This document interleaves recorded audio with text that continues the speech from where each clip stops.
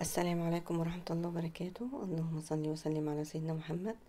اهلا بكم في وصفة جديدة من وصفات مطبخ سهلة. النهاردة ان شاء الله هنعمل مع بعض السردين المملح. رمضان على الابواب، كل عام وانتم بخير، وربنا يجعله يا رب رمضان مبارك كده وعلى المسلمين اجمعين. ده نص كيلو سردين بلدي زي ما انتم شايفينه كده، ده شكله. جبت حوالي نص كيلو وغسلته كويس وحطيته في مصفى، انزل المية بتاعته كلها، وبعد كده نشفته بمنديل ورق وزي ما انتم شايفين كده مفيهوش ولا نقطة مية. بعد كده عندي الخلطة بقى بتاعته عبارة عن ملح خشن وشطة وكركم. حطيت شوية ملح خشن كده زي ما انتم شايفين، وعليهم معلقة كركم ومعلقة شطة، وعملت الخلطة اللي انتم شايفينها دي. وهنبدأ بقى نجهز الطريقة.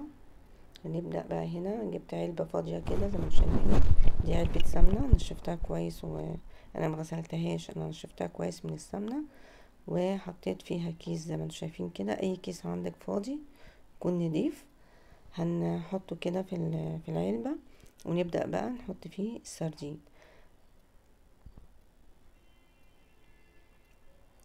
هنبدأ بقى بالطريقة دي زي ما انتم شايفين. هنحط بقى كده الاول الملح. هنبدأ بقى بالتبادل، هنحط رشة الملح بالخلطة اللي احنا عاملينها دي. بعد كده هنرص السردين،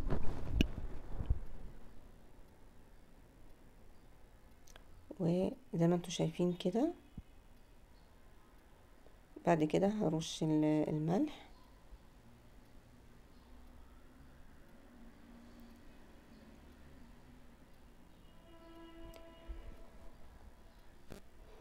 هنرص بقى السردين بالعكس، يعني احنا حطينا كده صف، وبعدين هنحط الصف من الناحية التانية، صف تاني، ونحط ما بينهم الملح.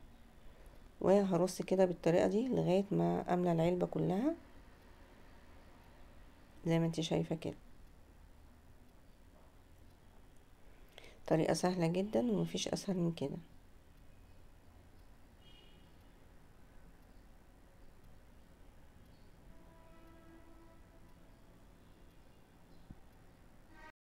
وان شاء الله هعمل لكم جزء تاني من الفيديو بعد ما يستوي، ونشوفه مع بعض شكله وطريقة تقديمه قبل رمضان ان شاء الله.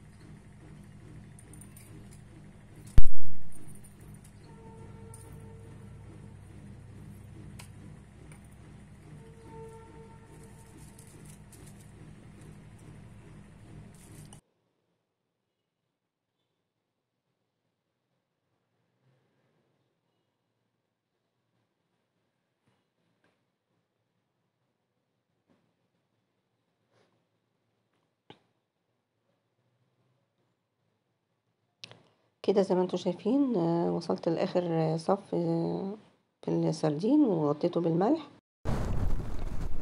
بعد كده هجيب حوالي معلقتين زيت واضيفهم كده من فوق السردين.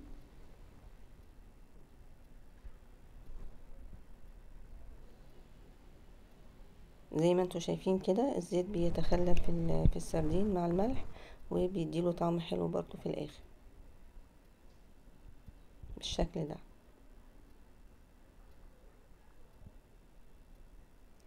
هضغط بقى ضغطة خفيفة كده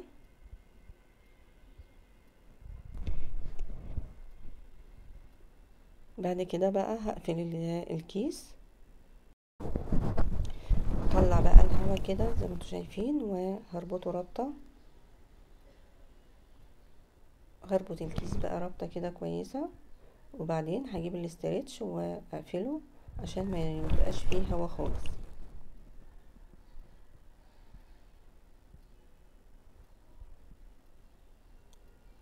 طبعا هو اساسا الكيس اللي احنا حطيناه في الاول ده ما فيهوش مسامات، فمش هيدخل هوا خالص على السردين. بعد كده هجيب الغطا بقى واقفله وهركنه بقى لغايه ما يستوي. هو هياخد مثلا حوالي 20 يوم كده، يعني لغايه قبل رمضان كده ان شاء الله هيطلع. وهعمل لكم الجزء التاني من الفيديو واحنا بنطلعه وبنقدمه ونشوف شكله عامل ازاي. لو الوصفة عجبتكم ياريت تدعموني بلايك، ولو اول مرة تشوفوا قناتي ياريت تشتركوا وتفعلوا زر الجرس على الكل. كنت معاكم ام مروان، السلام عليكم ورحمة الله وبركاته.